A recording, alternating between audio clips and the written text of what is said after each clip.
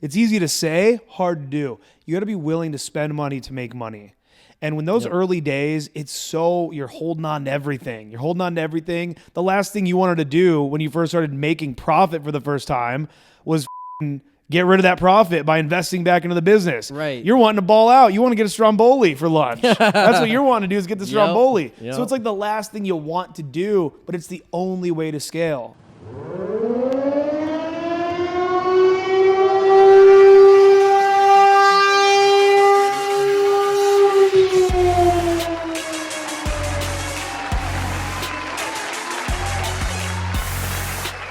You are now tuning in to the Evolution Daily Podcast. What's going on, guys? Welcome back to another episode of the Evolution Daily Podcast. Man, I need to get a soundboard. I want these podcasts to really feel like an event. I want you guys to be fucking excited. I want these podcasts to wake you up because so many of you are asleep. You're sleeping. You're like the song by the Smiths, Asleep. You're like Sleeping Beauty. You are like an Ambien mixed with a bottle of whiskey. You're asleep. And you gotta wake the fuck up, man, because life is happening out here all around you. There's a movie all around you. Are you Ryan Reynolds in Free Guy? Are you just an NPC sitting around watching the world around you? Are you looking at girls all day on TikTok thinking, one day I would love to have, look at her titties. Look at her fucking titties bouncing up. Is that what you want one day? But you're doing nothing? You want the ass? You want you want to squeeze the ass and have it in your fucking face, but you're not doing anything about it? Wake up, because if you don't change, then you're never going to grow. Change is not a choice. You're always going to change, but growth, that's a luxury. That's an option that requires work. Your body right now is decaying whether you like it or not. The chromosomes are splitting up. The telomeres are shortening. You are in constant decay. But if you choose, then you can grow. I actually believe I'm going to live to be around 200. Just some thoughts. But guys, we got a great episode here. We got Noah Auman. Noah is a good friend of mine. Noah took boot camps with me a long time ago. He was really my second student, I think, ever. I would charge $90 to the local guys to do boot camps with them at night. It would be one night. I'd charge $90. And I look back at those days and it's amazing. It's so cool to see how far really I've been able to come in life. And those were my beginnings of coaching. I mean, that was really where it all began. I mean, it really all started with me just being absolutely obsessed with game. There was no real vision of, I'm going to be a coach. I'm going to be a coach one day. I'm going to be a coach. I'm like, fuck no. And then it was all I cared about. I was actually doing stand-up comedy and game at the same time, and I quit stand-up because it was interfering with my Tuesday nights. It was interfering with my Wednesday nights out in the field. I quit stand-up. Pretty much stopped hanging out with everybody other than guys that I was gaming with, that I was fucking winging with.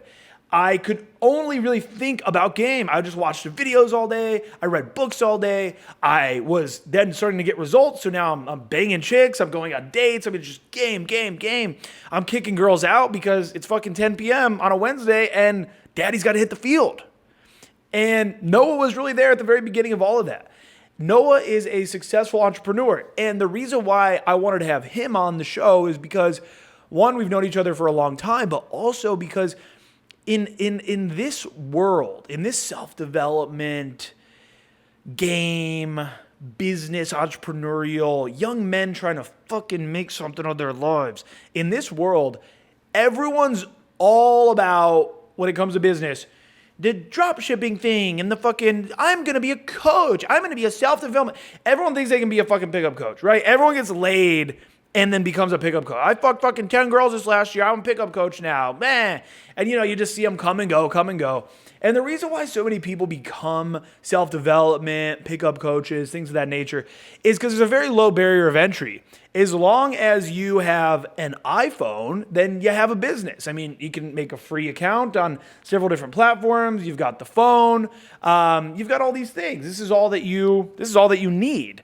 So a lot of people think that they're going to make it happen, and then really they don't, because most people don't have what's required.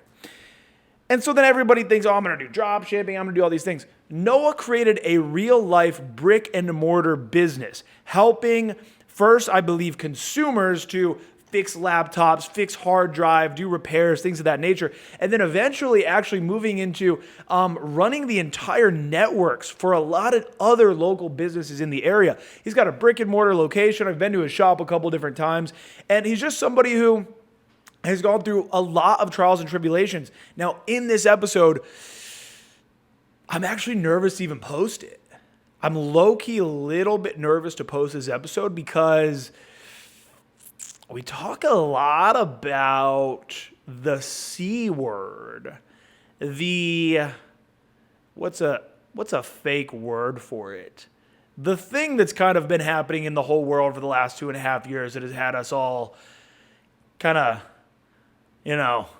the pandemic. We talk a lot about the pandemic. We talk about a lot of the bullshit that's been happening. And we talk a lot about that. And if that's not your cup of tea, then fast forward, because we end up talking a lot about game and about entrepreneurship and about mindsets. So we talk about a lot of different subjects, and it's really just an incredible episode. So you guys are going to enjoy this. Make sure to join the conversation down below if you're watching on YouTube, if you're watching on Spotify, on the podcast app, if you're listening on those platforms, then enjoy the episode and join us over in the conversation over on YouTube. Evolution Daily Podcast on YouTube. Subscribe. Give this video a thumbs up if you're watching right now on YouTube. And that's about it, guys. JoinAscension.com. The only way to work with me from now on. You guys know all about it, so I'm not going to go on too much right here, right now about it. We're going to do a full episode on Ascension probably here very, very soon. And that's about it. Enjoy this episode with Noah Auman. Ladies and gentlemen, welcome back to another episode of the Evolution Daily Podcast. I am here with Noah Auman. Noah, you are the CEO, the founder, the imperial overlord of Elite Networks Computer and Repair? Correct. Okay, sick. And I know you started it young. Am I right? Yeah. How old are you now? When did you start it? Believe it or not, I'm 37 now. Okay. I started in 2002, so it was right after I graduated. Wow, right after 9/11. Interesting. Did was that a big deal at the time? Was it like, oh, you're starting a business while the country's under attack, while we're in like a red? Do you remember the colors? Do you remember the terror colors? The terror colors? Yeah, like the media and stuff. The threat levels. The threat level would be like Chappelle skit on it. It was funny. They're making up all these colors that they were, the threat levels at. Yeah. Yeah, it was like, dude, we're in red. We're only in yellow today. That's great. It's like, I remember that. It was so weird. It's like, what does the moderate one mean? Like, we might get fucking attacked today. Aren't you guys doing something about this? Yeah, it was crazy stuff. To keep you in fear meter. Dude, it really is. It really is, yeah. And we're going to bring that up, too. Eventually, I want to talk to you about your video outside of Scully's. Dude, I was that video, oh my God. That video pumped me up, man. Like, when I see other people taking a stand against stupid shit, it amps me up. And I'm like, it's just like, we all need to be doing our part. It's, I forget that exact quote, but there's a quote where something about, your silence is basically participation. Yeah, I was just listening to a video today that had that exact quote in it. Something about standing silent is basically siding with evil. Exactly. Yeah, something like that. And it's true, man. And then I get really motivated too when I see people that, I mean, dude, like, I know that you took a stand professionally, even actually. Right. But luckily you are your own boss and didn't have too many repercussions. But we've all seen people out there who they've they got fucked, and they took a real moral high ground stance, and they lost their jobs. Yep. And so I see these people do it, and I'm like, man, I can't even like. I at least need to be like speaking up when I'm in a group and someone's bullshitting. I at least need to be doing something, because these people are literally out here. Buddy of mine from high school, really cool guy. And his job straight up was like, if you don't get the, you don't get, like, we're letting you go. He's like, I work from home. I am a remote worker. I do not come in contact with any employee. That's ridiculous. Or you or any customer. What are you fucking talking about? Well, soon the nationwide, the federal mandate's going to come down, and so we just need to have it prepared. So we're actually having you guys do it. It's fucking madness. Well, if we're going to go to that level, it's what I see is undermining of the United States on every level. Mm-hmm. Think about the hospital staff getting fired, military staff getting fired. Everywhere, people are losing their jobs, and it's eroding the infrastructure of this country. And to get conspiratorial or whatever, if you want to, but if you're talking about destroying a country like the United States, you just couldn't come in and destroy a powerhouse like the United States. Mm-hmm. You have to come in and erode it from the inside out, and that's essentially what we're doing with, inflation and the restrictions, and just basically disconnecting everybody from themselves. Mm-hmm. From each other. And on so many levels, it's like our infrastructure is being destroyed from the inside out, and that provides for a really weak country. Yeah. Yep.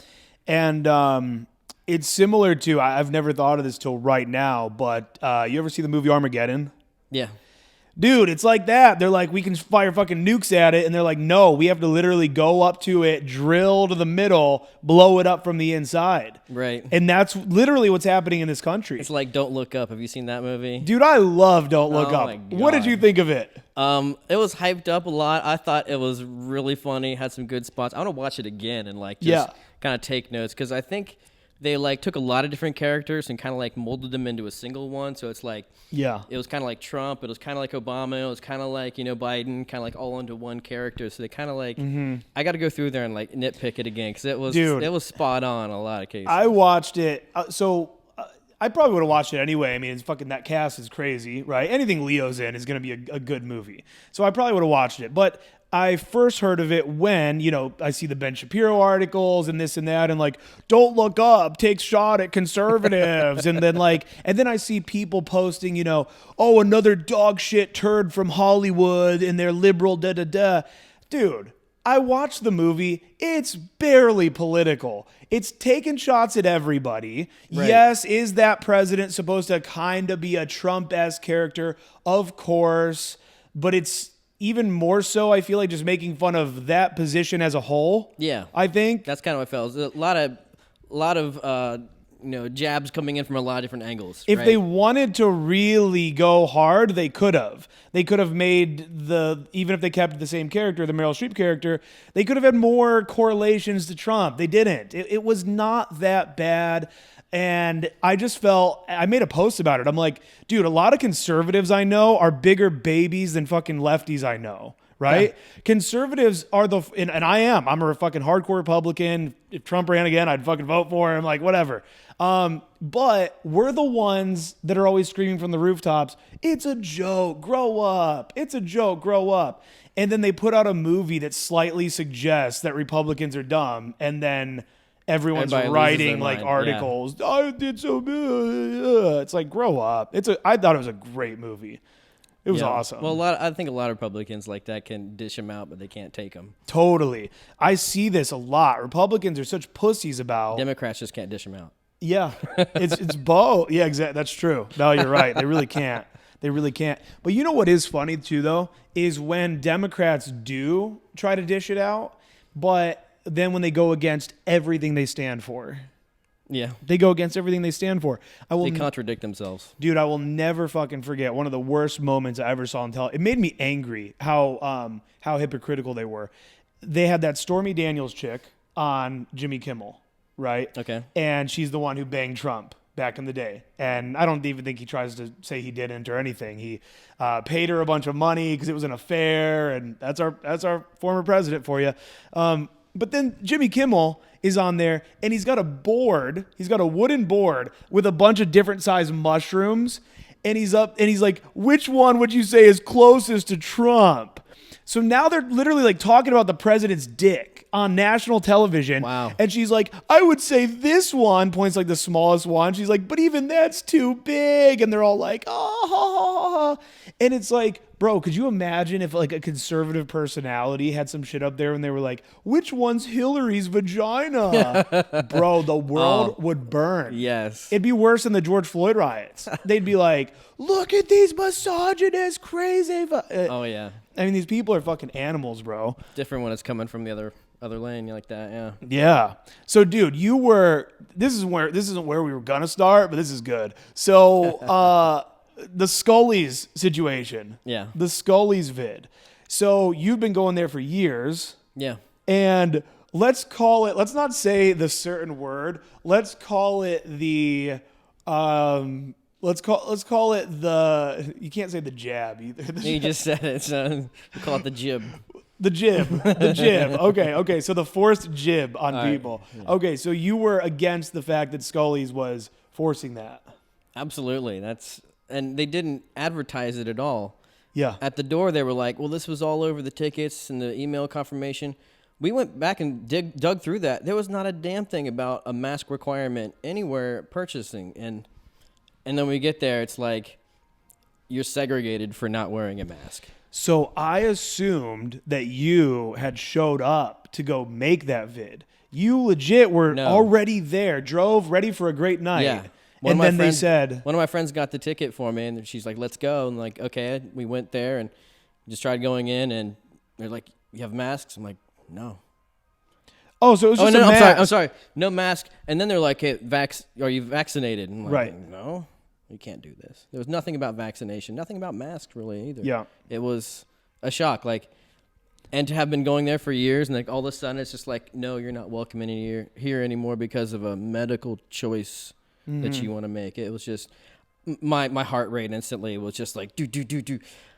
And you were hyped up in the vid. Oh, and then these two bees in the line started squabbling at me and blah blah blah. We got an argument instead of this is where I went wrong. Instead of channeling my frustrations at the door people and trying to the manager or whatever, where it actually might have like made some impact. Yeah. I got in an argument with these two girls, and they were just like blah blah blah. And of course, I sound like the crazy conspiracy theorist. I'm like, yeah, well, look at Nazi Germany, blah blah blah. But I was so raved up. I was like, I almost went live and like did a podcast there or something like that. But I went in my car. I'm just like sat there. I'm like, I'm just gonna flip out if I get back out. So I'm just like, she had to like argue with them to get like the money back, and she was crying, and it was terrible. Wow. First so time did she'd been she out to get a a concert. refund? She got a refund? Eventually, yeah. She had to Okay. go through and like fight for it. It was bullshit. Well, and look, man, I understand when your government is, if you're a business, right? You're a restaurant over here. You're trying to make it. The government forces you to do it. Fine. Enforce it. You got to fucking live. You got to make it a living, whatever. But in Columbus, Ohio, there's no mandate.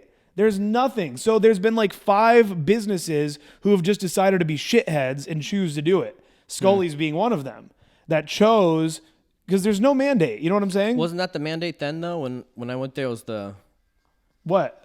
for the vaccination? Actually, no, that was a mask mandate there. Oh, It was no, a mask there mandate, is. but not vaccination. There is Right. zero Right. vaccine mandate in Correct. anywhere in Ohio. Zero. So these places that are choosing to do it, they are just virtue signaling out. Exactly. Look at us. Look at us. It's like, bitch, are you kidding me? If you've got your 4 fucking shots and your little fucking N95, aren't you fine? Why do I have to have it too? I'm good. It's insane. Well, your vaccination doesn't work unless I have one. Right. Exactly. Yeah, it's crazy. And bro, I'm not even an anti-vaxxer. I'm not. I'm really not. Like, I don't know enough about it. I don't go as far as a lot of people go about what it's really like the bigger stuff. To me, what I've always said is like, you're just to them, you're just being weird about it. You're being weird about it. This was never brought to me as a thing of like, oh, this is going to like make you healthy and whatever. It's from the beginning been like, get it now. And if you don't, you're fucking racist. Right. And now the government's trying to force you to get it. And now I can't go to LA and now I can't go to New York. So then I'm just like, what are you guys doing? This is just feeling very weird. Right. I probably would have gotten it if they were more chill.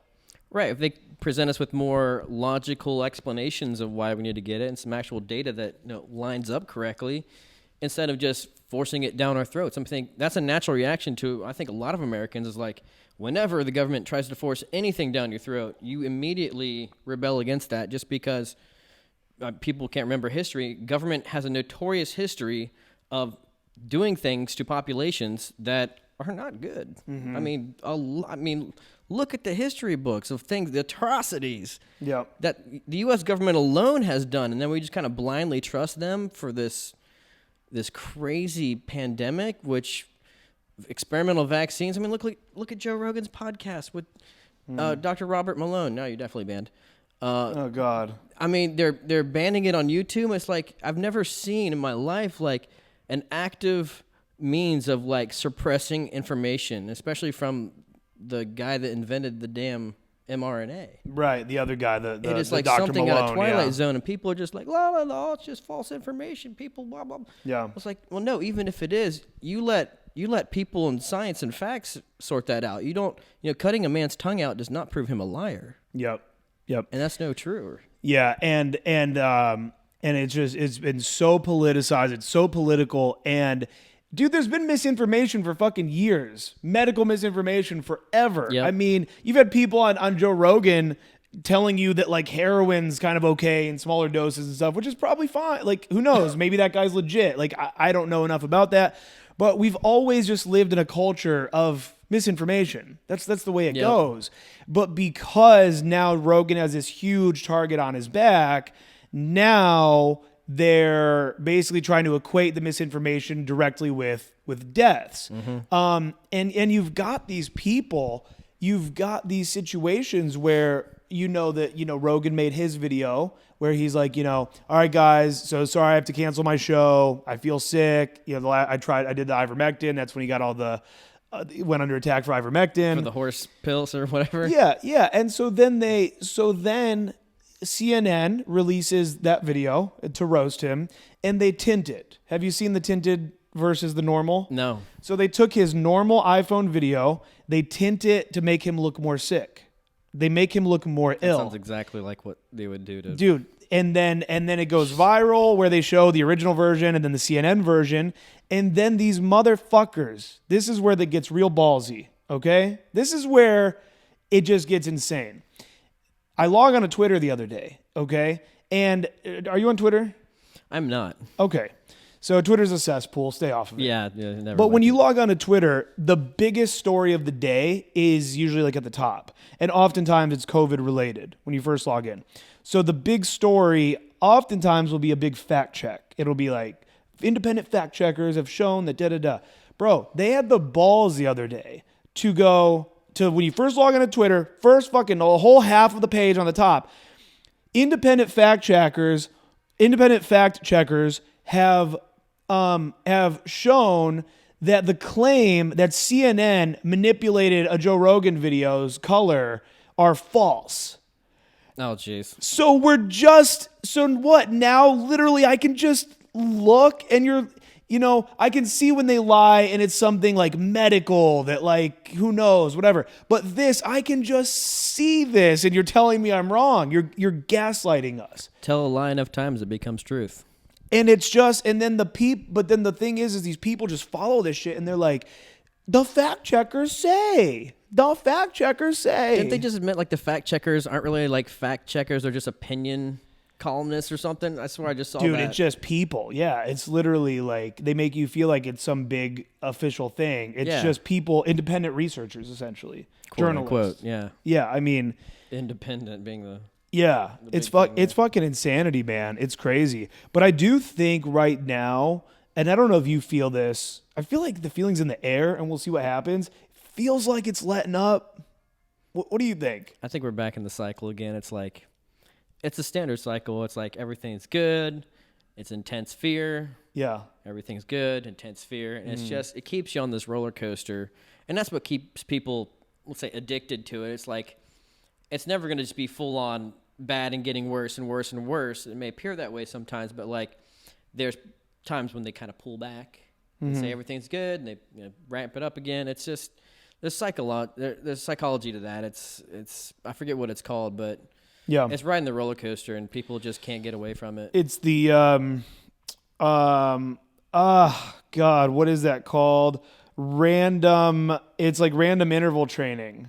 It's random interval training. It's like slot machine psychology. Okay. It's like things are better, things are good. Oh, things are really bad again. Oh, they're bad for a while. Oh, it's good again. It's like that roller coaster to kind of keep us on the ride, keep us following along. And yeah, and I mean, I think we'll find out because what they're saying now, they're saying that the newest one, like the Omicron or whatever, they're saying that it is a good sign. I don't know if you've like heard much about this. Yeah, a little bit. Essentially, they say that like you can kind of trace every major outbreak of a virus throughout all of history, and it ends up going up into like its most deadly, which was Delta. And then it goes into its most transmissible but least deadly. So, for example, I think I heard this somewhere that the cold maybe way back was some crazy plague. And now it never goes away, and it's now extremely transmissible, but like we don't really care. Gotcha. Oh, I got a little bit of a cold. I got a snuffy nose. Kind of makes so sense. Now you've got Omicron, where it's extremely transmissible. Everyone kind of is getting it, but no one's really dying from it. Like nobody is like getting very sick from it. So they say that like there might be one more variant, and it's gonna be like just barely worse than the cold, and then like we're pretty much out. I don't know. Then there'll be the next thing. Or they release or this is a fucking bio fucking weapon, man-made, Right. And then they just drop the next Delta, the next big one. Well, the thing I found was so fascinating is like all the studies they haven't done on it yet because there hasn't been times or like the studies they've been doing have been like flawed in some way, according to Dr. Malone there. And just a lot of things we just don't know yet. It's like what will really happen. I guess there's a lot of like menstrual cycles are being screwed up in women and all this kind of crazy stuff. It's like, have you ever seen the movie Children of Men? Bro, yes. This is exactly what ushers in that movie. It's like, we're basically, like, if you want to get into conspiracy, like population control, like, why kill the population when you just prevent them from having babies? And if that does ring true to any degree, it's like, that's a perfect way to do that. Yep. But oh, the vaccines are fully tested. They're da-da-da-da-da. No, they're not. No. Until we literally see, I don't care what fucking trials you run. I don't care whatever.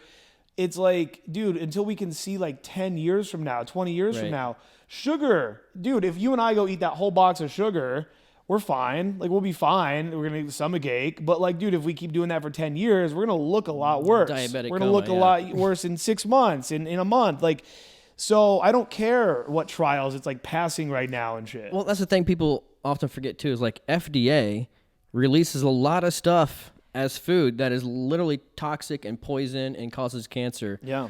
Case in point, I got a box of White Castles, the frozen ones. Okay. And I got them out. I made a post about this, and I got them out. I was getting ready to cook them up, and it says, warning, like, contains cancer causing blah, blah, blah. And I read on it. It contains, literally in the ingredients on the package itself, some type of like phenyl alcohol or some kind of thing like that. And I look it up. It's something that's used in like epoxies and shit like that. Oh, God. But it's it's an ingredient in the damn sandwich. I'm like, are you fucking kidding me?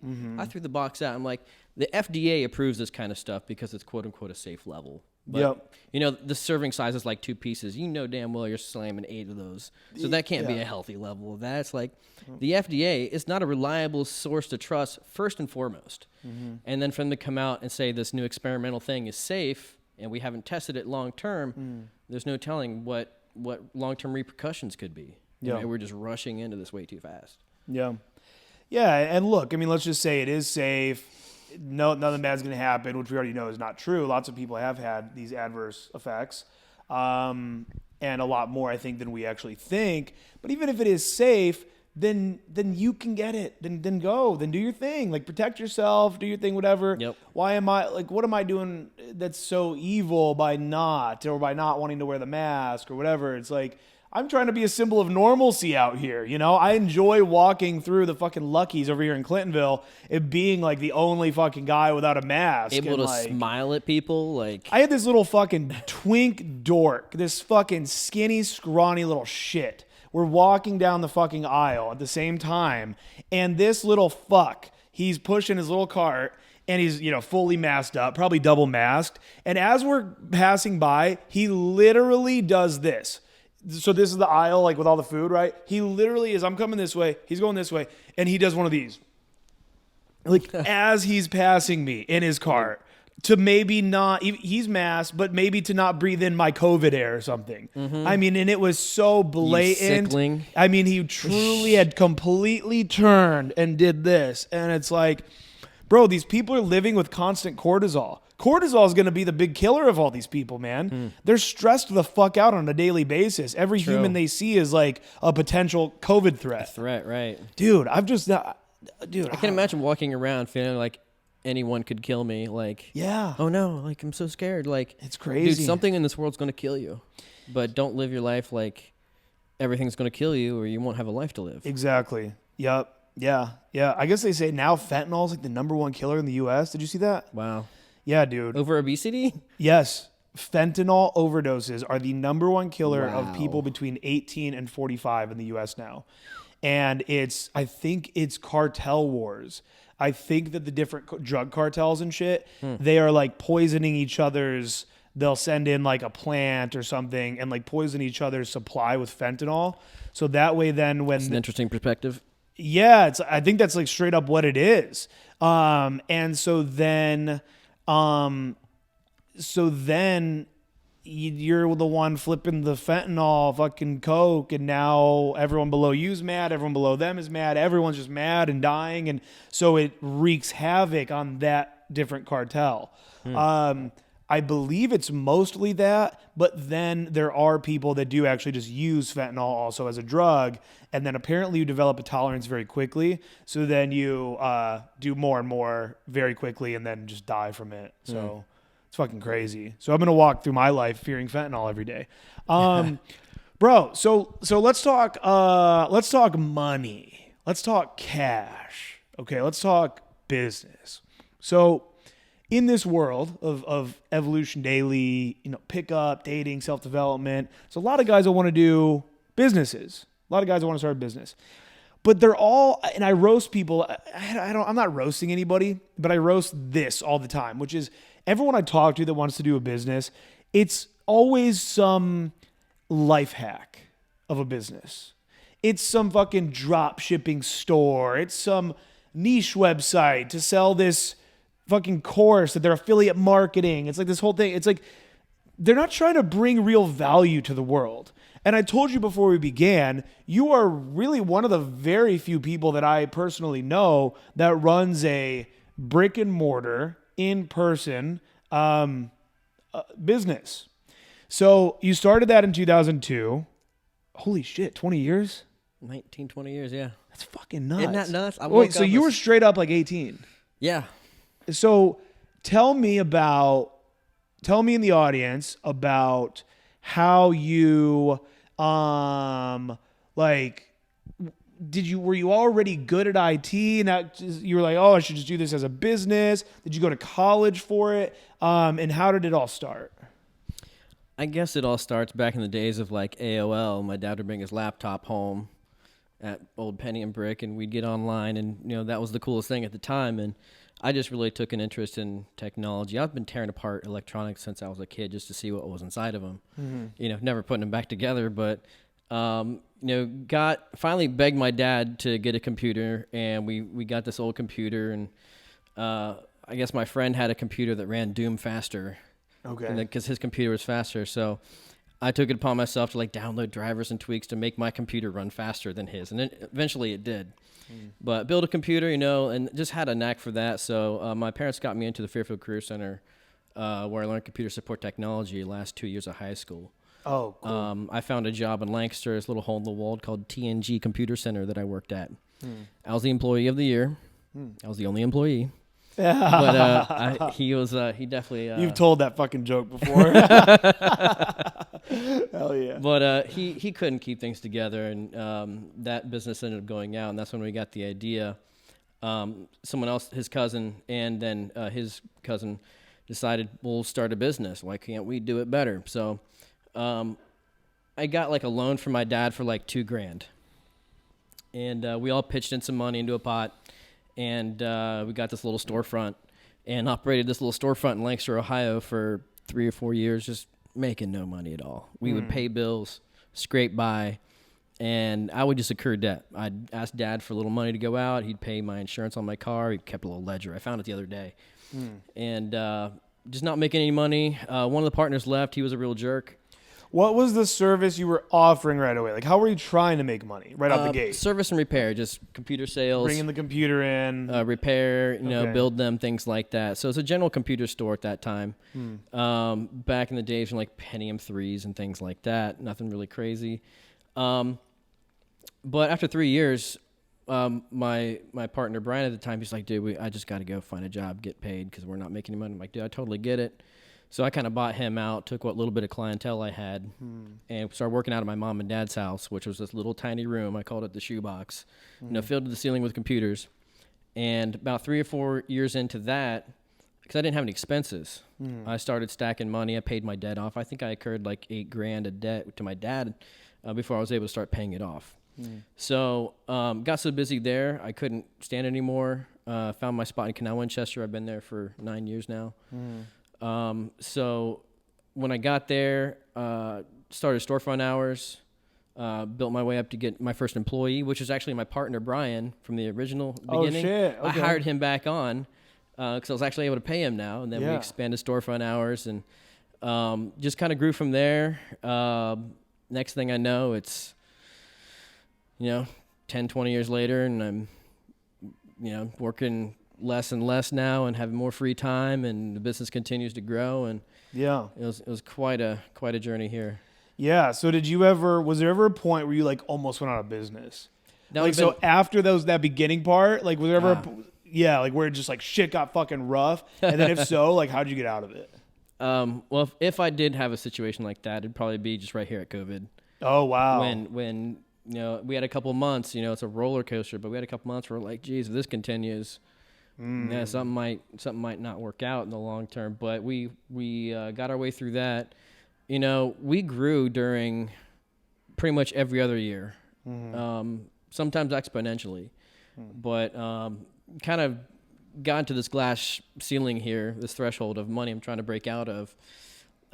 Just trying to build a bigger team and get more into sales and things like that. It's just, I started out a tech and then I became a businessman. Yeah. So it was quite a contrast there of what I started as.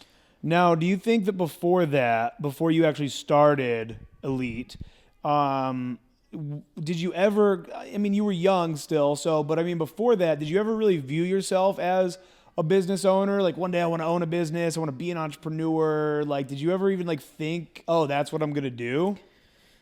When I started, no, it's just kind of a thing that was cool. Like, oh, computers, I can do that. That seems fun. Yeah. I was into gaming and all that kind of stuff at the time. And as it went on, I got into more things and computers kind of got cooler and faster and all that kind of stuff. So, it wasn't like in the cards. It wasn't like the plan. It wasn't in the plan. No, it's just like it ended up being like after we closed the storefront in that first 3 years, like I became the owner. I adopted ownership because we were a partnership before, which it really doesn't work. But after adopting the company, it's like, okay, well, I need to build this thing now. What do I do? And I need a cell phone. I need to start advertising on Google and Facebook and all this kind of stuff. Facebook wasn't really a thing at the time, but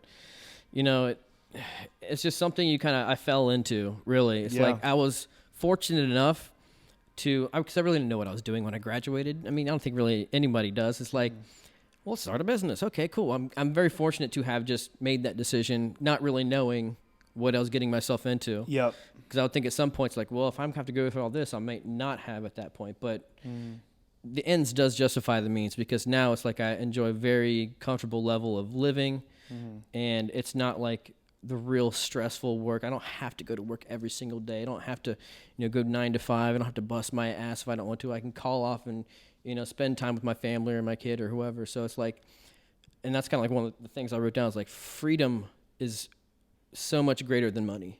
Hey, what's going on, bro? Thank you for tuning in to another episode of the Evolution Daily podcast. I hope that you're enjoying it. There comes a time in your life where you have to become fed up with the life that you've been living. I've known men who I met 10 years ago. They didn't have any women in their life. They didn't have any money in their life. Their mind was just broken. They were neurotic. They were depressed. They were anxious. I knew them 10 years ago that way. And unfortunately, right now, 10 years later, they are in the exact same spot. And I don't foresee anything changing for them in the next 10 years. Now, this is an existence that I don't want for you.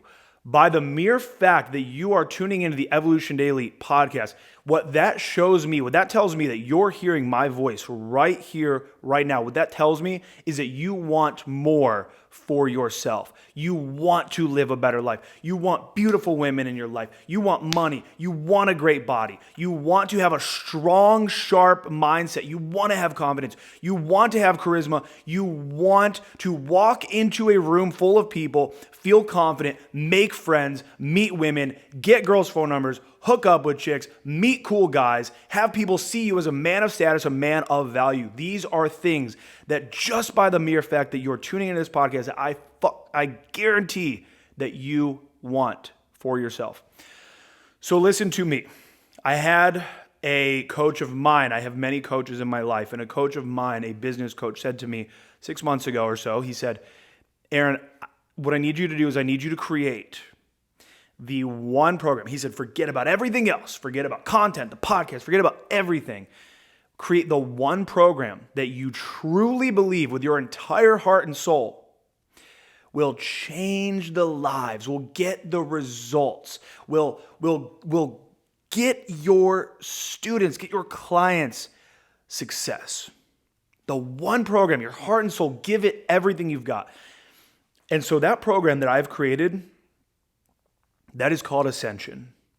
You can apply for Ascension over at joinascension.com. Now, you're going to be hearing more and more about Ascension because Ascension now is the only way that you can work with me. So unless somebody reaches out and they're, extremely, extremely high end, 50K plus, I'm not really doing any one-on-one coaching anymore. I'm also not doing the short form bootcamp weekends anymore. What I'm doing now is I have created Ascension. And what Ascension is going to be is we're going to hold Ascension about 3 to 4 times a year. And what Ascension is, and the first one begins April 1st. It's coming up very, very quickly. So you have to apply right now over at joinascension.com. Now, I'm not going to get into every single detail right here, right now.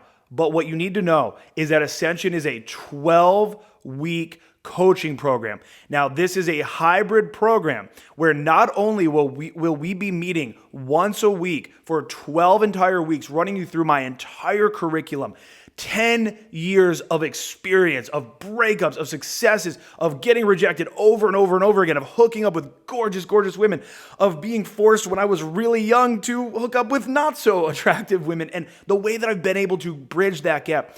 So the curriculum that we're going to cover over this 12-week period will take you from wherever you are right now into being the most optimized, high-level version of yourself. Now, this is not only going to cover just pickup, just game. That'll absolutely be a core pillar. But we're going to be covering so many topics where we are going to be covering how to create a diamond mind. I used to be neurotic. I used to be anxious. I used to be depressed. And through so many, affirmations, through meditations, through supplementation, through balancing out my hormones, through specific exercises, I have been able to do so much to create a rock solid diamond mindset that I will be able to instill into you on this program.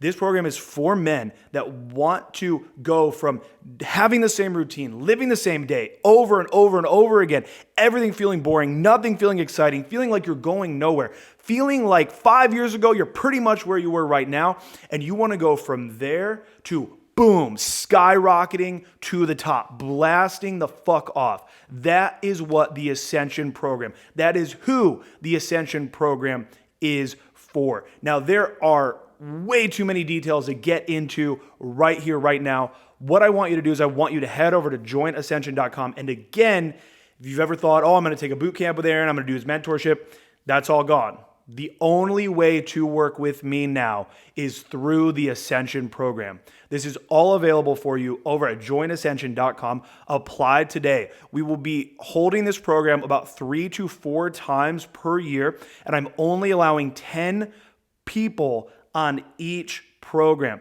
So this is going to sell very, very quickly. This is extremely exclusive.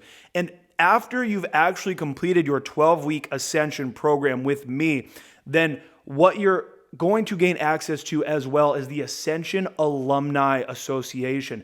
Now, when you're a part of the Ascension Alumni, this is a lifetime membership. This is a lifetime exclusive club where you will be connected with not only me, but also every other savage that has put their balls on the line, who has put their heart and soul out there and said, I want more from myself. I believe in myself. I can be better. I can be more. I'm ready to be the star of my own fucking movie.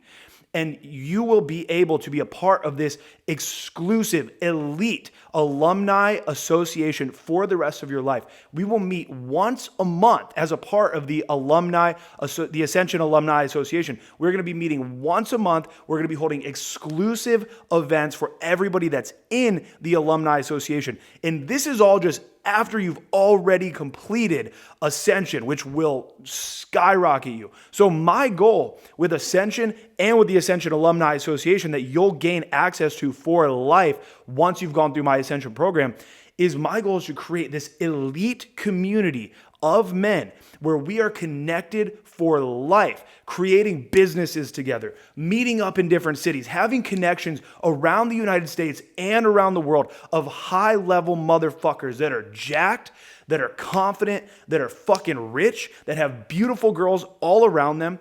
And this gets you out of the vicious circle that so many people get stuck in where everyone around them is shit. Your family is shit. Your friends are shit. Your community fucking sucks. You don't have anybody around you. Becoming a part of Ascension, graduating into the Alumni Association will allow you to break out of that, to break out of the atmosphere and skyrocket to the fucking moon.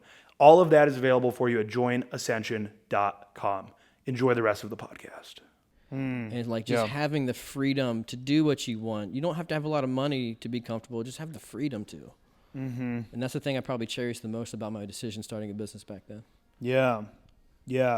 That's we were kind of talking about this a little bit off air before we began, but that idea of working on the business versus working in the business. Right. And a lot of people really struggle. I've felt this way before. I'm sure you've had long periods of time where you've felt the way I've heard it described is you start a business, but you don't realize that all you've really done is gotten a more stressful job. Right. Where it's like, oh, I'm going to have all the freedom and all this stuff, whatever. And then you're like, wait, I was only working 40 hours before and making more money, and now I'm working 80 hours and stressed out all the time and like whatever. And then you gotta fucking eventually, like we said a little bit ago, you gotta eventually break out of the hustle, break out from just being in it so much, find ways to step out and be able to now big picture make things happen. You take somebody that's already fully established, somebody like, let's say like Elon Musk or something, right? Everyone knows Elon Musk. Elon Musk could decide today to create some new innovative rim for the wheels that has a little sensor in it, whatever. He doesn't need to learn sensors and how to make rims and sensors and all that. He just, because he's so established, he now has the team, the resources to allocate to get that done, the scientists, the people, the engineers. Right. So now he can be in, like what you were talking about earlier, again, before we started, being in his genius by being able to do that. So you're now at a place where you don't have to go on the job site every day and all that. Right. And now you're able to be the overseer. For me, it was just putting out fires every day. Mm-hmm. It's like I have techs working, but like I would say my degree of expertise has surpassed them in a lot of cases. I was the expert. If they can't get something, I have no problem stepping in and taking care of it. But it's like it got to a point, it's like I'm handling fires every day, and it's like I have this list of things I need to do to grow the company. But it's like, oh, well, this fire department's down, or, this other company is no internet, or I'm having to do this because this tech is out or whatever. It's like you can be consumed by your own business. Yes. And when you're consumed by your own business, you're not allowing yourself to be in the best position of your business, which is ownership and directing of workflow and energy and things like that. When your head's underwater trying to take care of stuff, it's overwhelming, but two, it's like you miss that vision of where you want to go and where things need to be. Mm-hmm. And then you rob yourself and the people that you could be helping. Obviously I'm helping people through this content.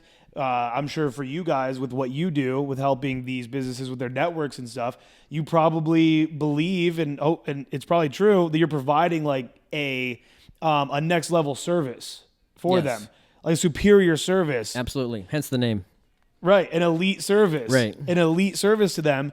And so by you going out to every business and fire station and putting out this fire and that fire and this and that, then you are actually robbing not only yourself of more income, more clients, a better lifestyle, you're actually robbing other businesses of your elite networks and computer repair. Right. So it's actually selfish in a sense to not be leveling up. Right. In a lot of ways. Yes, absolutely. Yeah. Because you level up in that, and then in other things too, it's like you just become of greater service to your family. Grant Cardone always says, what's he always say? He always says something like, I help entrepreneurs make, 10x their businesses so they can be of more service to their family and their church. Something like that. And it's true, man. Like, kind of just sitting around being a lazy fuck all day is bad for the soul and bad for the community and the church. Absolutely. Being lazy is one of the crux of existence, I think. It's like, if everybody was, let's say, as active as I am and produce as much as I do, not saying like I'm some kind of superhero, but the world would be a very different place. Like, I always have to be doing something, creating, manufacturing, engineering. Like, I have the spark to do that. It's like, what is that? Curiosity kills boredom. Nothing can kill curiosity. Okay. I like that. Interesting. So, dude, I mean, right now, even I'm looking over here. It's off camera, but you fucking invented this thing. You invented this little device here. You know what we'll do is we'll film it after this and we'll splice it in right here. That'd be killer. So they can see what it is. And then, so right here for the audience, Noah's going to explain what this is. So we'll film it afterwards. It'll be cool. Right, I'll cool. splice it in right here. Okay, so what is this thing? This is the space box. Okay, and what here, let's get it on here. All right, so there's a little. Okay, so right now, what is this sound? Like, what do you have playing? Basically, I'm putting a square wave through it at 30 hertz. Okay. So it's just a simple square wave. And dude, you want to see something crazy? Have you ever filmed these? Look, it doesn't show up fully. Depending on the shutter speed of your camera. Right? Yeah. Yo, that's cool looking. Wait, let me go back to that. Look at our view compared to the... Yo, that's cool. Wow. Our eyes see faster than what that camera records at. Yeah. Wow. That's awesome. So put on music. So it's got a little speaker, but then you can connect it to a louder speaker. Right. Right. Piggyback it. And then explain again what they're seeing. What is this? So what you're seeing is actual audio itself. All right, we're back. All right, part 2. Okay, here we go. Quick little bathroom break there. So we're talking money, we're talking business, and I think what would be valuable as well, I would say, is like you kind of just talked about how you had just that, even just at 18, 19, you just kind of jumped in. You probably really had no idea what the fuck you were doing. Nope. Was there anybody that told you should do that you should start your own business doing this? I mean, I guess my brother had his lawn care company at the time. I think it was Prime Cut Lawn Care. okay. And he had just kicked that off as his kid contractor days. So that was like kind of like, oh, if he can do it, I can do it. I often think of us as like the entrepreneur brothers, you could say. But I was like, oh, let's, $2,000. Why not? My dad was already gave my brother a loan to start his lawn care company. So I asked Dad, and of course he was like, okay, yeah. He was kind of hesitant to it, but he was like, okay, we'll give you an equal shot. Yeah. And it's like I'm really fortunate to have a father that supported me in that fashion, and even had the financial wherewithal to help me with something like that, because it takes seed money to start anything. Really, It does, yeah. And I think that too, you can, even if you don't, right? So somebody might be listening to this and be like, where do I get the $2,000 from? Whatever. Dude, you can figure some shit out. You can do other things that don't require any money to be able to, like, let's say that you knew you were going to do this and you didn't have somebody to give you $2,000. You would have figured out the fucking $2,000. You would have worked for your brother. You would have kept working that other place, saved up. I mean, it's like, even if you don't have somebody that's like willing to offer that up for you, you can still figure it out. Yeah, for sure. And you can save a couple $1,000s. Yeah. I don't care who you are. You can save that kind of money and start something with it. If you're not a fucking idiot. Well, yeah, I mean, People are terrible with money, bro. right. Well, I mean, they still afford, going out to eat and drinks and, Yeah. Netflix and everything else. But they're like, oh, I don't have money to do this. Well, they actually do. You just choose to allocate it elsewhere. And look, I always tell people too, I'm like, literally the worst, I think that the detriment, I've seen this in my own family, my fucking parents, they drive me crazy with it. I've seen it with friends. I've actually, I like to sometimes like take some of the blame too and be like, oh, I've even seen it with myself. Not really, actually. People spend way too much money on eating out. I'm guilty. Bro, it's the worst investment you could ever fucking make with that guilty. money. Bro, like when you order a fucking pizza for delivery right now, if we ordered a large pep right now, what? $13, $14 for the pizza itself. $3 for the delivery. Can't be an asshole. Got to tip at least $4. We're talking $20. For sure. For you and I to sit here and have this little meal. Dude, fucking Kroger Red Baron pepperoni pizzas are delicious. Fucking, you stack up 5 of those in the fridge for $20. That's 5 different meals. It's like, bro, eating out, getting food delivered, not being organized enough to prepare your lunch at work, right? This girl I was dating a while ago, every fucking day at lunch, she would go down and get a salad and a Starbucks. Great girl. Good for her. Hope her life, I want her to do well. But, bro, she's dropping fucking like $11 a day. I'm like, this is an hour of your day, right? $70 a week she's dropping on that lunch. Yep. I mean, it's insanity, and people do this all the time, and I think that it's just it's so much cheaper to actually eat even healthier and to buy your own food. Yep. Source your own food well. And so a lot of people out here that are not too smart with alcohol purchases as well, right? You could start, even if you're a heavy drinker, obviously I would say like don't go out partying all the time. But bro, I remember back when I was partying all the time and I was fucking broke when I was like delivering pizzas and shit, dude. I would carry around a flask of Fireball, and then Ooh, Fireball. I would carry around a flask of Fireball, and then and then I bought the Fireball myself, so it's cheap as shit from the liquor store. And then I would usually order an apple ale at the bars, take a big fat swig of it, fill the rest up with that. So now I'm drinking like 4 drinks worth of alcohol in one, and you sip it slower because it's rough, the taste, so it's like you don't have to sacrifice your whole life to really be better with money. And I think that that's a big misconception that people have. I think so. Yeah. I mean, I'm definitely guilty of eating out too much. How much you eat now? What are you doing? Well, dude, like there's a cafe like right down the street. I go there for breakfast damn near every day. Oh, man. But the thing is, it's like I also look at like the time consumption. Like I'll call my order in so like it's ready when I get there. And, you know, I don't have to prepare the meal. I don't have to do the dishes, you know, all this other kind of stuff. It's like that really frees up a good chunk out of my morning. Yep. You know, I do enjoy like cooking and things like that, but it's like sometimes it's just like a time thing for me. It's like I can get more done by just going and getting that done, spending the money on it. So, okay. Yep. Great quote that I love when it comes to business is, and I guess it can apply to other things in life as well. Love this quote. What got you here won't get you there. Love it. Right? So what got you here won't get you there. So the kid who, you know, let's say you didn't get that loan, you would have had to fucking make your own goddamn scrambled eggs every day and save that $2K and only eat scrambled eggs and bread that day. Maybe some cheese if you're lucky. Save that $2K. That's a sacrifice. Now that life is different for you, now that you're at a different level, well, now that 30 minutes to cook, clean the dishes, all that shit, your time's worth more than what you're actually spending at that little deli.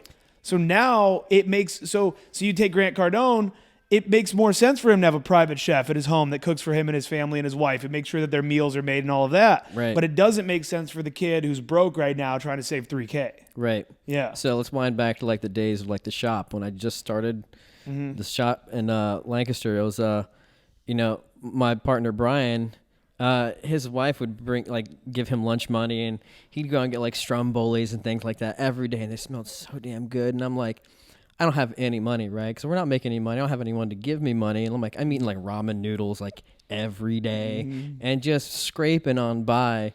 And he would bring in these pieces of food and like strombolis, and I'm like, oh, they're so good. I just want one of those. And it's like the struggle was real, right? So it's like now I get to kind of treat myself because there's girls, anorexic girls. They'll do this thing where they chew celery and then they'll sniff food.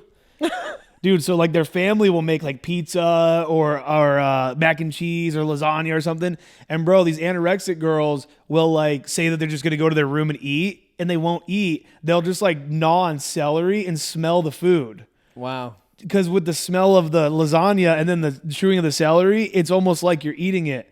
So you were doing that. You were like sniffing his stromboli with your ramen and just like, stromboli, yeah. Yep. That's about it. Yeah, man. And you know what? A lot of people don't ever go through that struggle. They really don't. You and I, quick context here. I mean, I should have brought this up earlier, but I mean, you and I have known each other for fucking years now. Yeah, long time. I mean, you were years and years and years ago, you were like one of my first ever boot camp students. Right. We did like, I always talk about like there was you and a couple other guys that I did like $90 boot camps with. Yep. $90. That was a deal. And it was so, and at that time, that 90 was insane to me. I mean, literally. To me, I'm like, I can't believe I'm paying this much money to do this. Yeah. But like, by the end of the night, I'm like, man, that was so worth it. Yeah. So worth it. Wait, you're saying that you thought that $90 was a lot, even at that time? For me at that time, yeah. Because that Right. was years ago before I was, you know, financially where I am now. And so for you to even invest that into your dating life at the time was like, oh, should I do this? I was skeptical about it. I'm like, was it really like that? Is it really worth that kind of money? But yeah, hell yeah, it was. Like, yeah, fuck yeah. Opened my eyes. Fucking better be. Jesus Christ. Dude, yes. Okay, here's what I think would be great. I'd pay 5 times that now. So give me, okay, it was like 6 years ago. 5, you fucking wish you could pay fucking 5 times. Dude, I'm charging like fucking almost like 100 times more than that. Like literally almost like a fucking 100 times more. So give me, if there's anything at that time you thought or that you can remember, I want like some negative feedback. Because I look at boot camps I did 2 years ago and I'm like, and this was like 6 years ago probably, 5 to 6-ish that you and I did. I look at boot camps, dude, even a year ago, and I just feel like this last year's been so transformative for me. Last winter, like right around now, you know, Trump lost. That was traumatizing. That was true. I was traumatized. I was really sad. I had this horrible breakup at that time. I've talked about it on the podcast. Double whammy. Dude. And like other shit too. I just was drinking too much because I'm totally off booze now. I'm completely sober again. But that was when I was like drinking again, and I kind of got a little rough. I was partying too much. Then the breakup. So now I'm like numbing the pain with the booze and puffing on a fucking Juul. I'm like juuling on the podcast. I have one called Juuling in the Airport. So it was a really dark time. And coming out of it, when I did come out of it, I knew like I'm a different person. Everything combined, there was a lot of shit that was going on at that time. And it all was like honestly the worst period of my life, to be honest. Like top 2, top 3. And I knew coming out of it, I was like, dude, I'm like a new person. I just have so much, like I'm so much more, I have so much less fear. I just have so much like, I'm like, I can fucking get through anything, dude. You know, like I'm good. So even now, I just feel like in the last year, my coaching has just fucking like skyrocketed. I was on this call today. This fucking kid's mind was blown, dude. This kid, like, I just fucking rocked his goddamn world, man. I mean, it's just crazy. Back then, any negative feedback? Did I do something? Was I like fucking, give me some negative feedback. Man, it's hard to even think back that if anything negative at that time, it was like, you were here at this level and I was here at this level. Okay. Right. And kind of ascending to that level with you was like something I'd never like really experienced. Like for me, it was like, that was like probably one of the darkest times of my life. Really? Right? Like coming out of it. Like that's kind of like what I want to talk to is like the origin of my game and game with you, like how I met you. Like yeah, we didn't talk about this before we got on here. I wasn't sure how much you really want to talk about like games. So even when I brought up like the boot camp, I didn't want to frame it as like too much of like I don't know. I just kind of like briefly wanted to like bring it up, but yeah, let's talk game. Let's talk game. I definitely touch on it a little bit at least. You know, it's like you know, meeting you through another kid I was actually doing video for. Did we meet through David? Through David, yeah. But you were already in Opal? I was already in Opal, yeah. But I don't think I'd ever met you until I agreed. I'm like, yeah, I'm going to go record for David just to see what this is all about. And then we met up, I think, at your house. Okay. Where you had the bed there. And I made the comment about your mount prophylactic behind the bed. Oh, wait, did you see it? Yes. Dude, that was disturbing, bro. And I thought it was so funny. Oh, my God. It was disgusting. That was hilarious. I cannot believe there's that many used right there. Dude, I had a... This kid is a beast. Dude, I had a valley right next to the bed. And then in that valley was a hill of condoms, of used... Dude... And I remember I didn't intentionally do it, but one day I remember I looked and there was like 10 and I just was like, ew, I'm not picking that up. And then so now every time I popped off a condom, I threw it back there and it got disturbing. Okay, so we met through David. So yeah. And then we went out kind of gaming a few times. One thing I distinctly remember was like, I guess you had just quit alcohol at that time. You weren't drinking and you were talking to these girls who are like, yeah, I don't drink anymore, and blah, blah, blah. Like, let's go back to my house and drink. And then you were like, wait a second, that doesn't make sense. And you were like, did this robot thing where like, incongruent. And I died, dude. I was like, this is so fucking great watching this shit. And that was like one of my most memorable moments of like you just going, incongruent, because you're talking about you don't drink, let's go drink. Incongruent. Malfunction. Malfunction. Oh, so great. But, you know, I've recorded a lot of David's work, and man, he's just... just entirely different plane than what you were, let's say, just kind of met you through there, and then we started hanging out. I think I started recording for you just a little bit, or I was kind of between you two. I think we talked like we were going to. I don't know if maybe once ever, maybe. But I always think of my footage, and when I think of a video, I can always remember who filmed it. There's none coming to mind that you filmed. I don't know if you ever ended up doing it. So maybe I was just recording some of you while I was with David then. Yeah, probably. So that was probably it, but... Yep. Yeah, it's essentially, you know, through that time, you know, my girlfriend had just pretty much moved out, and she took my child too, and she was with some guy that was just a complete piece of shit and causing me all kinds of hell and just ran me through the ringer. And like my buddy Joe Tipple, he was getting into like mystery method and stuff like that at the time. He was telling me about it. I'm like, oh, it sounds interesting, but I guess I kind of like got into Hodge twins, like Ask Hodge twins, and that kind of really set me in the right direction of like, you know, what am I really doing in my life and feeling at this time? Because I was feeling like shit. And I just pretty much made the decision. I'm like, one day I'm like, I'm not going to feel like this anymore. I just decided, because the way you feel starts with a decision. And I decided to myself, I'm not going to feel this way anymore. So I got more into pickup. I learned more. I read Mystery Method. Then I did some boot camps with Aaron and blah, blah, blah. And I got kind of like re-immersed into society to kind of like figure out who I am again. Right? So that was a really, really dark but very cool time for me as well, because it was kind of like the sprouting of this new me that was born. And the more I kind of got into game and pickup and kind of realized who I was, you know, the more I grew as an individual. But a lot of that stems from you and your boot camps and kind of what you took me through, for sure. Well, so when you say like you kind of found out who you were, do you think that it was because you put yourself through the ringer? You were in that dark period and you were like, you know, so many people, what they do in this moment is retreat.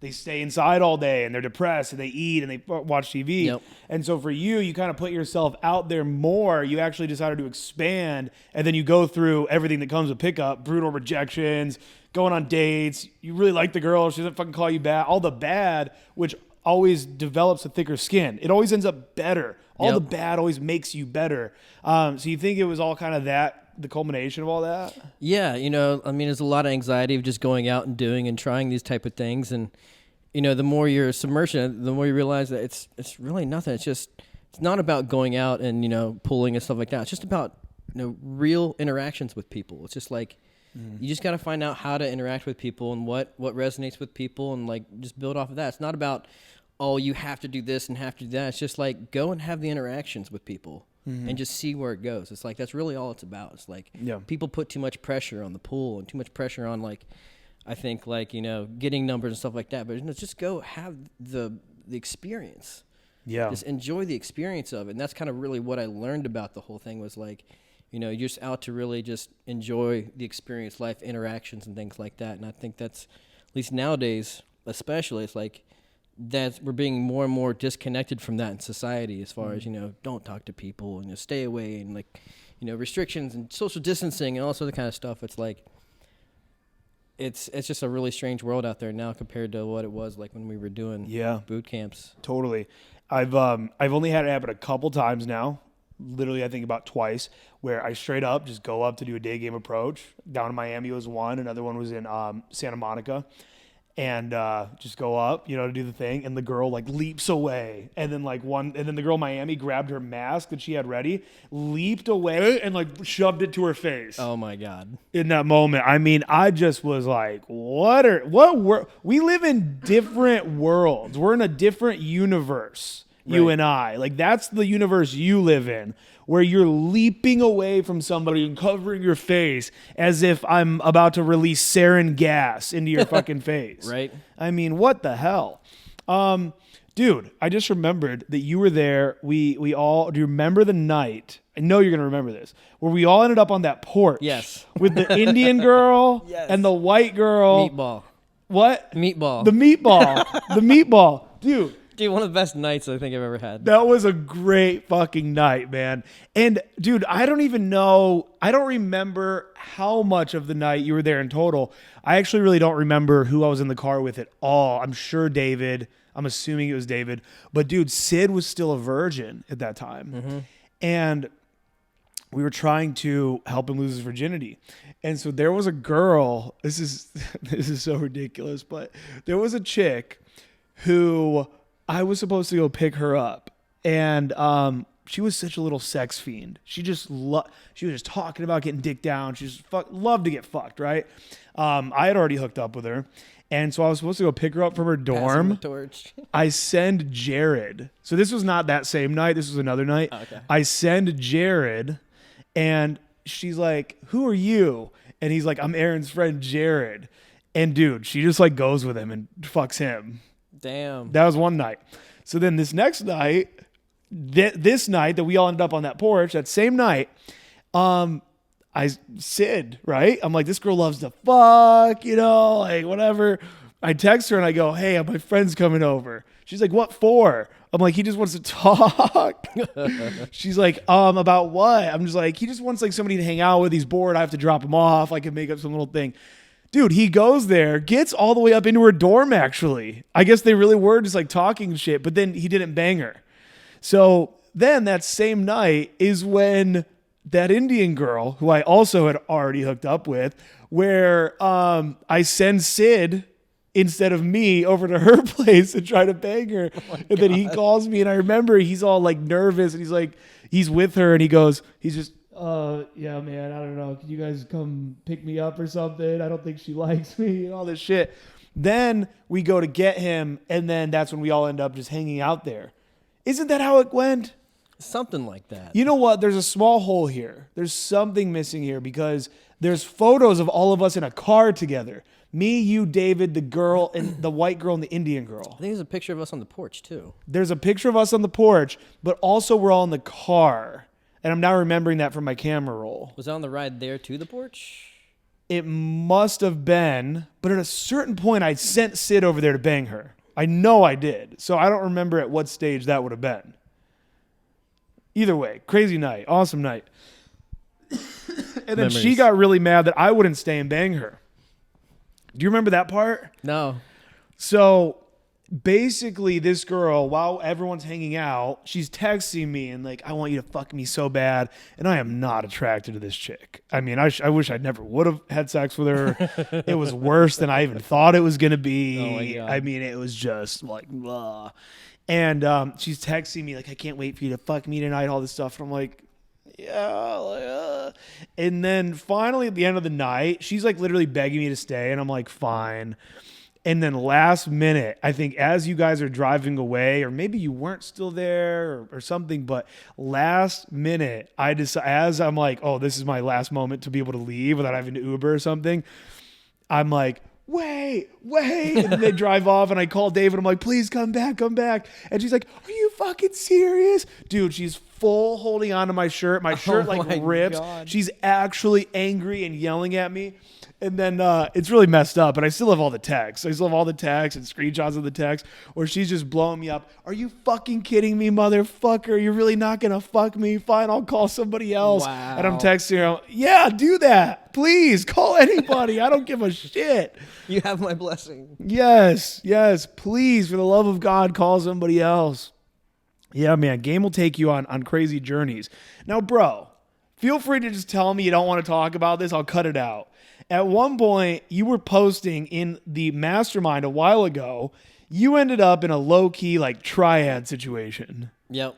Do you not want to get into that? We can a little bit. Okay. I just got to admit names and things. Yeah, share what you feel comfortable with sharing. Because I was pumped when I saw that post. I was like, oh, shit. How did that all go down? Well, how did that start, really? And real quick for context, guys, I said triad. So basically that means like you're kind of dating a couple different chicks. Right. All together, though. A triangle, dating, triad, right. Triangle. So, yeah, how'd that all get started? Oh, that's something we've, me and my girlfriend have always talked about, you know.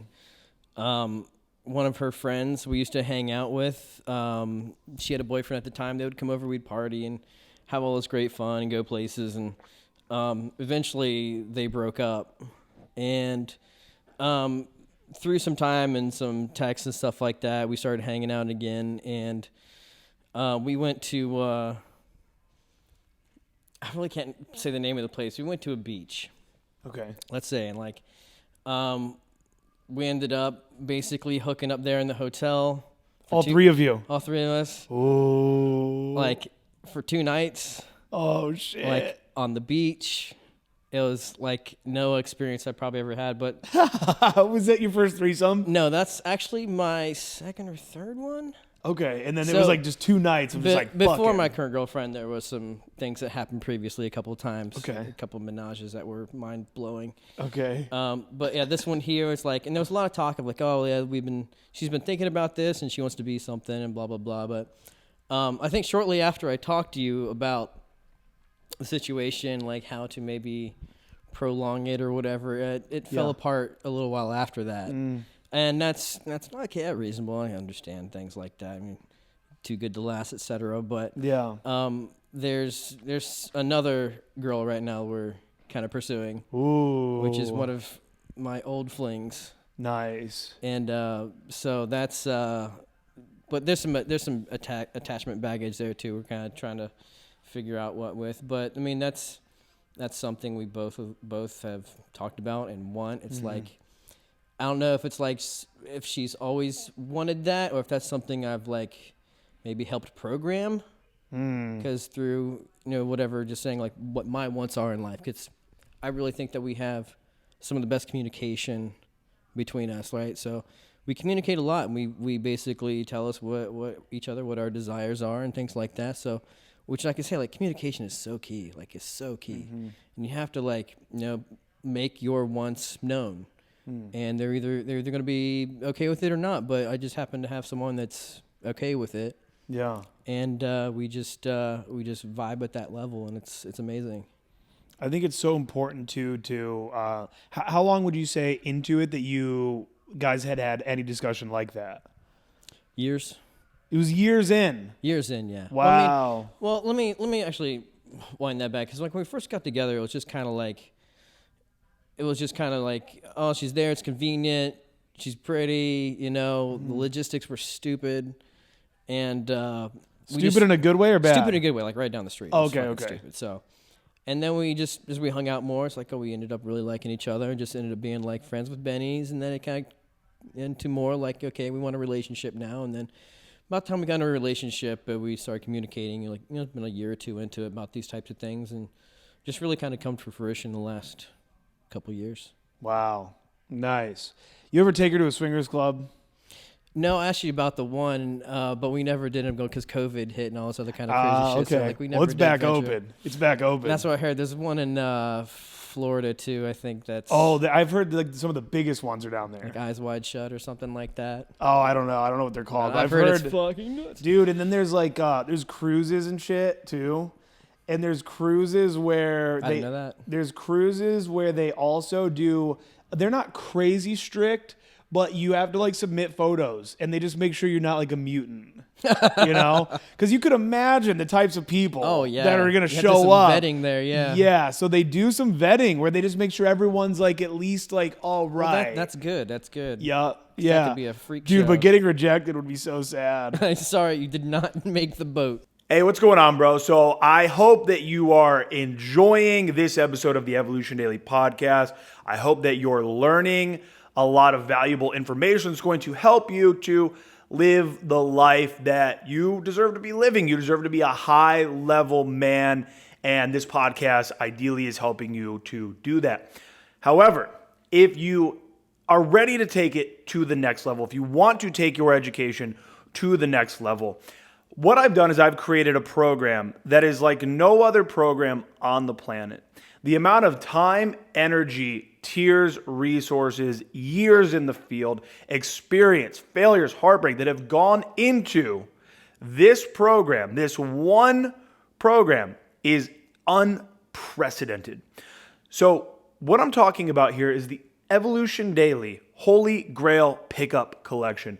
This is all available at holygrailpickupcollection.com. Everything is down below. There's a link down below. Now, when you sign up for the Holy Grail Pickup Collection, this is not just like any other pickup course, because what this is actually a combination of all of my best courses. So you're going to receive inside of the Holy Grail Pickup Collection, you're going to receive Thrive, my day game course. You're going to receive Dating PhD, which is some of the deep dive, really long form content. A lot of you tend to be very analytical and you like to really understand concepts. And so in this program, I include not only my ultimate first date formula, but also so much deep dive content. You can find all of the different modules over at holygrailpickupcollection.com. You're also going to receive Engage, which is my full-length course teaching you guys how to have engaging conversations with women. This is going to apply to dates. This will apply to day game, night game, even online game. It really doesn't matter. Even when you have a girlfriend.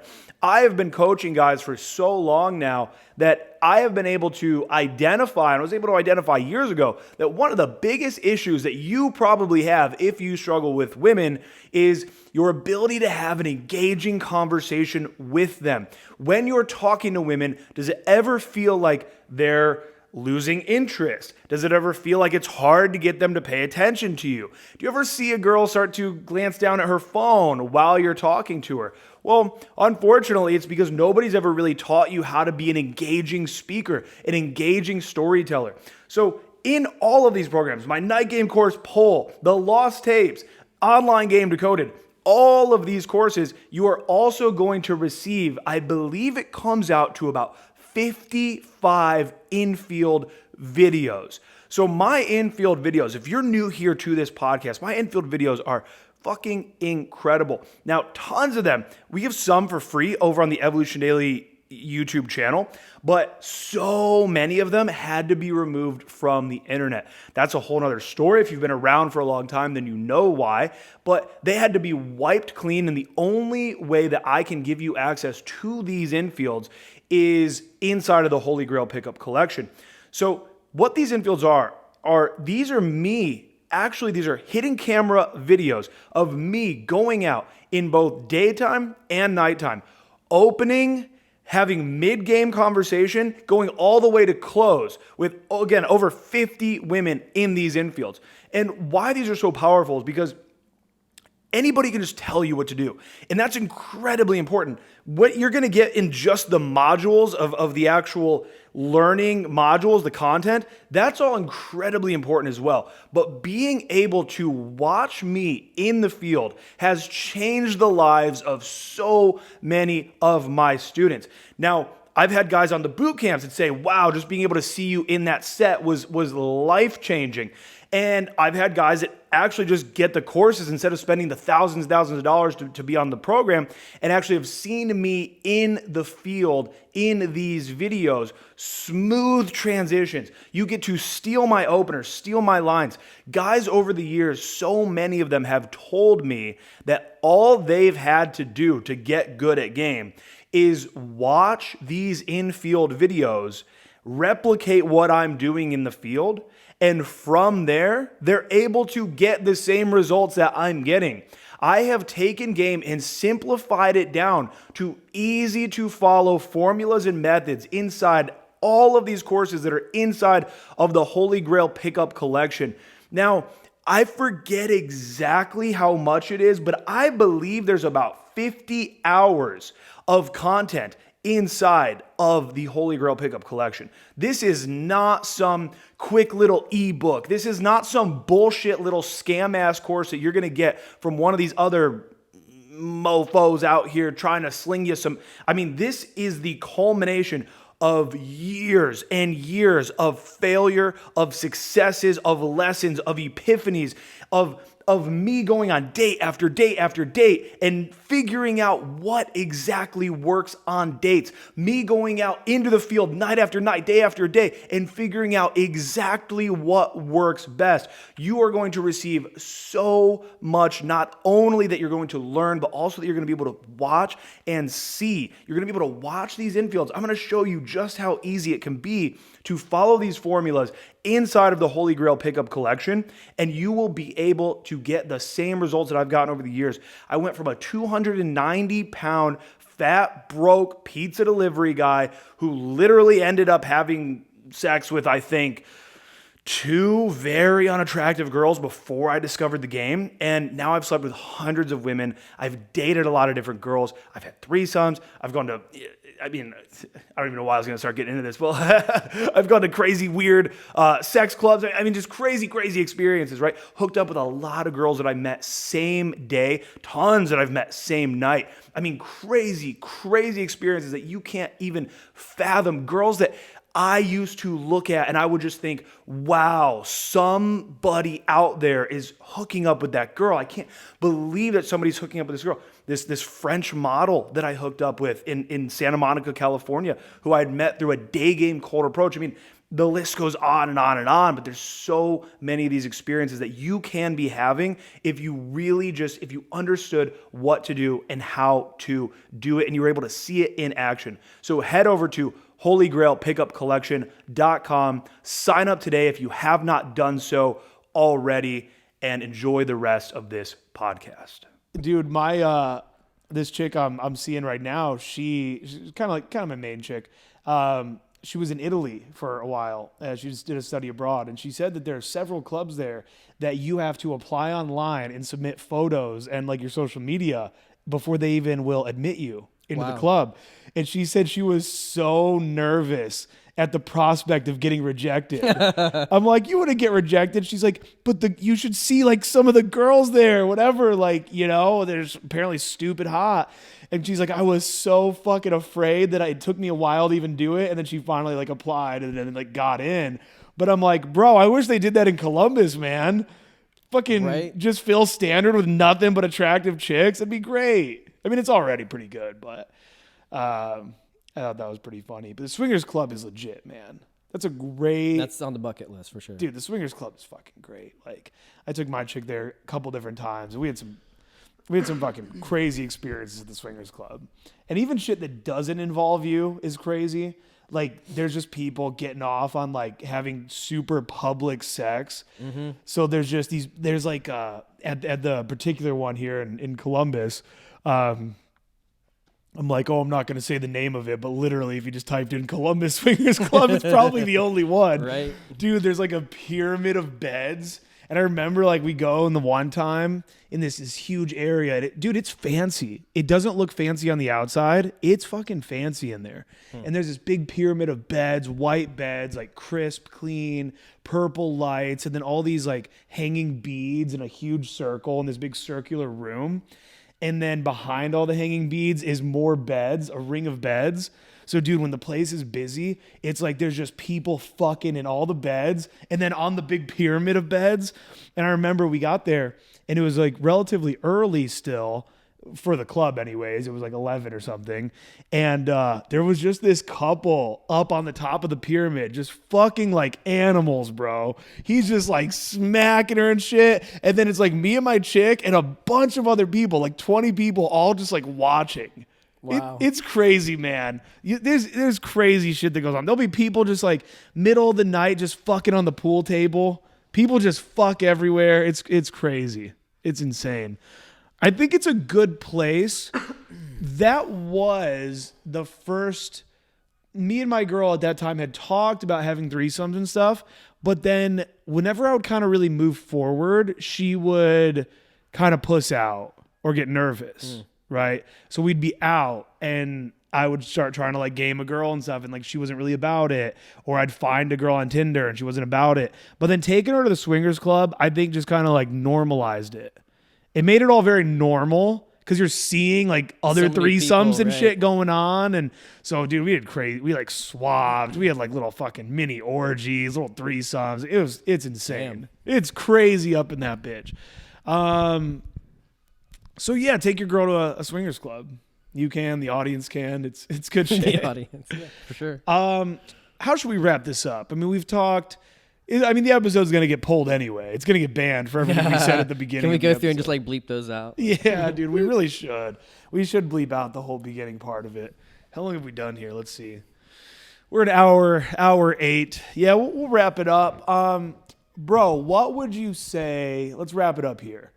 What would be a really solid piece of advice that you would give somebody that wants to either start a business or like they're already dabbling and it's like fucking next level shit? Like maybe a big epiphany that you've had over the years that helped you go from you're stuck, same thing over and over, you're stuck, and then like boom, this thing fucking took me up. Listen to other entrepreneurs. I'd say that's first and foremost. Listen to the advice. Yeah. Because people have been in the game, they know what they're doing, and they can give you some great advice. 2, I guess, would be like have seed money. Whether you have to save that money or get a loan or whatever, you have to start it with some kind of money. You have to be prepared. If it's the only thing you're doing, you have to be prepared to live with no income for 2 or 3 years, maybe longer. I mean, especially if it's like anything retail storefront, but I mean, for the most part, businesses don't make profit for their first few years. That's pretty well known. So you got to be prepared to do that. So if you have it as like a side gig or something like that, beautiful. Keep hammering it, doing that. And then as soon as you can afford to pay someone to do the stuff you don't want to do or aren't very good at, do that. That'll be the best thing you do to free up your time. It's talking about working in the business versus ownership of the business. It's like working in the business, you're going to be consumed with taxes and accounting and financing and everything else have you. It's like, I hate doing taxes. I hate doing financial shit. It's just like putting people in place to handle that, best decision ever, because now you have so much more free time. They're going to do it right. The burden is off your back. So yeah, pay people that for stuff that you don't want to do or cannot do. That's like very key to growth, because you can't keep juggling 15 balls and expecting to those, just get more and Stay more up forever. Yeah, right. So you gotta. One of the hardest things to do, I guess, would be letting go of responsibility and handing it off to employees. Like 100%. Like even anymore, it's just like, man, even if they don't do everything exactly how I would do and the perfection and OCD level that I have, they get the job done and the customer's happy. That's really all that matters. Yep. And having that done and making the money from that when you literally had nothing, you put yourself into it, is magical. So have people do things for you as soon as you can afford it. Yeah. Yeah, that's a big deal, man. It's you got to be, everyone says this, but like it's hard. It's easy to say, hard to do. You got to be willing to spend money to make money. And when those early days, it's so, you're holding on to everything. You're holding on to everything. The last thing you wanted to do when you first started making profit for the first time was fucking get rid of that profit by investing back into the business. Right. You're wanting to ball out. You want to get a Stromboli for lunch. That's what you're wanting to do, is get the Stromboli. Yep. So it's like the last thing you want to do, but it's the only way to scale. It's the only way to scale. People don't realize, like, there's $50 million revenue businesses out there where the CEO of that company makes $500,000 a year. People don't realize how much. I had a business coach tell me this. He says all the top companies are a much larger pie, and the creator or the founder or whatever is getting a very small sliver of this large pie. He says entrepreneurs are always trying to get as much of the pie as possible, which guarantees you keep the pie small. So for you, for example, if you were just concerned with getting as much percentage of the pie as possible, you wouldn't be making as much money. You'd be like, fuck it, I can do my taxes. Meanwhile, missing out on $30,000 of write-offs that you didn't even think about, that you didn't even know, that you didn't, whatever. And 30 hours of time that you've consumed up in something someone could have done in an hour. Yep. I don't need to hire this extra employee. Fuck it. Then I get more, whatever. And meanwhile, now you've got a client that you lost out on because you didn't have the manpower for it or it didn't work out. So yeah, it's a big deal. And a lot of people, well, do you spend a lot on advertising? We did at one point, especially when like the days like Google advertising was really hot, like back in the day. I mean, I started Google advertising when it was 10 cents a click still. And nowadays, I paid like $20 a click for some keywords. Wow. Like the space is so saturated now. Yeah. And then like there's Facebook advertising and things like that. To a point, throughout the growth, yes, advertising a lot. It's like anymore, I've kind of scaled that back because it's more like I don't have the employee to handle the workload, for one. But two, it's like we've scaled back a little bit to make us really kind of more automated and profitable without having gobs of new clients to take on, like all this extra hassle. Yes, I want to grow, but it's like I got to get more infrastructure in place before we can take that next step. Yep, that makes sense. Yeah, I think it's that's something for me that has been major. I don't know if you probably have your fucking YouTube ads turned off, but do you ever see my YouTube ads by chance? I never see them like advertised. No, you never see them. Okay.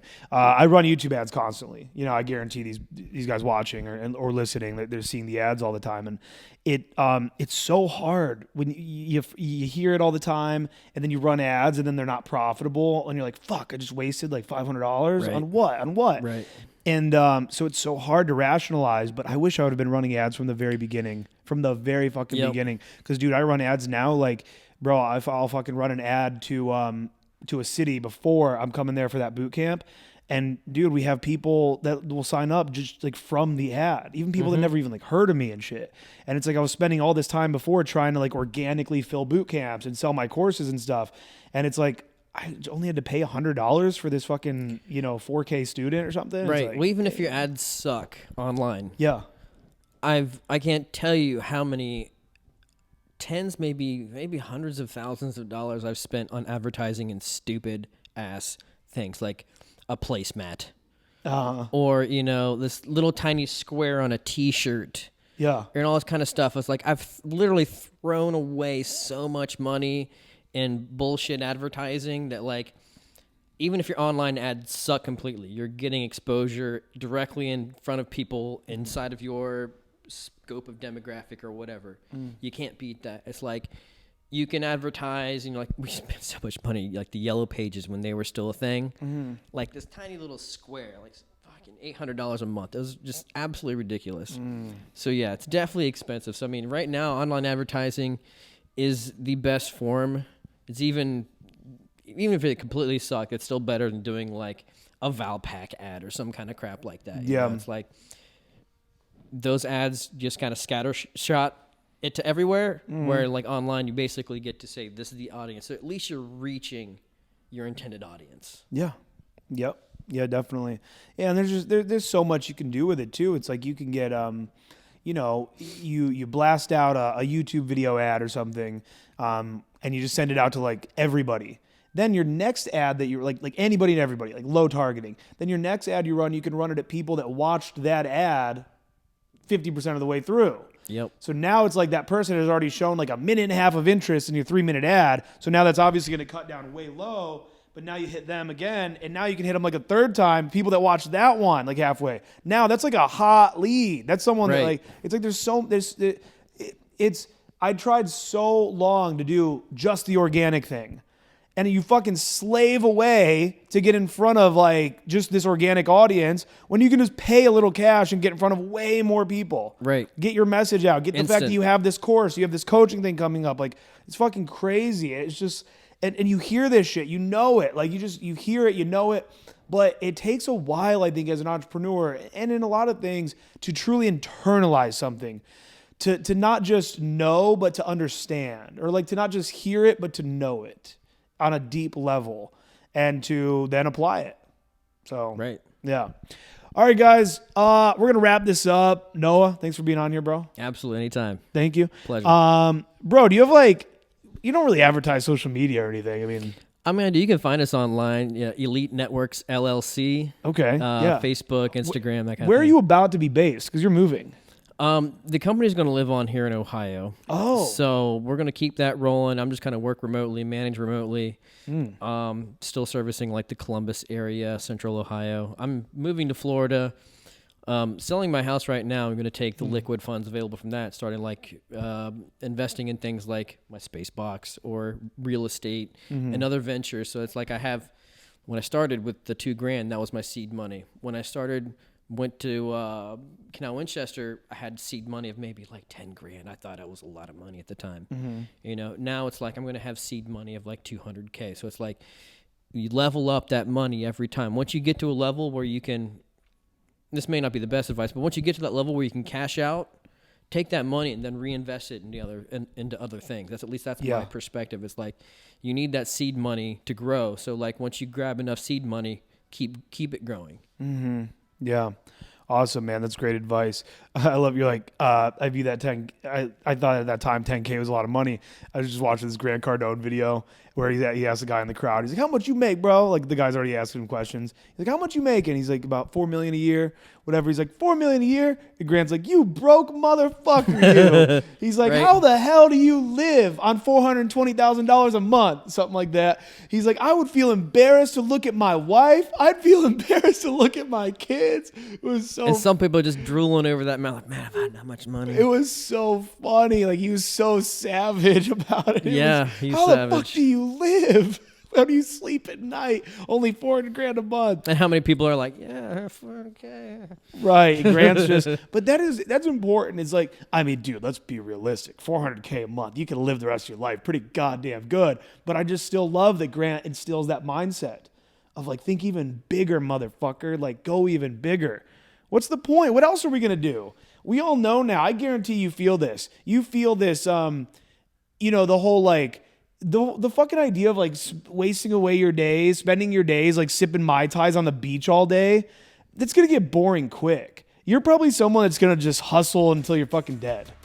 Likely. You're just always going to be working on some new ass thing, and then all of a sudden you're just going to have a heart attack and die. You're not going to be 60 like, yes, this is the life on the beach all day. You're going to get bored. You'll be like, the fuck? I've been doing this for like 2 weeks now. Time to do something more. I'm going to be on the beach a lot, but I'm going to be off the beach. Probably even more. Yes. Hell yeah. All right, bro. We'll wrap this up. Thanks for being here. We'll have you on again. Awesome. I'll come down to Florida. We'll do it. Cool.